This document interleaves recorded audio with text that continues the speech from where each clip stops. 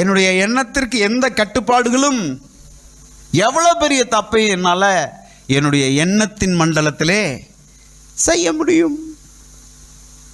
ஆனால் வசனம் சொல்லுது, நீதிமானுடைய நினைவுகள் நியாயமான. எத்தனை பேர் சொல்றீங்க நான் நீதிமானாய் இருக்கிறேன்? சத்தமா சொல்லுங்க, நான் நீதிமானாய் இருக்கிறேன். இயேசுவின் ரத்தத்தினாலே கழுவப்பட்டு இருக்கிற நீதிமானாய் இருக்கிறேன். அல்லேலூயா. என்னுடைய எண்ணங்கள் கூட எப்படிப்பட்டதா தான் இருக்கணுமா?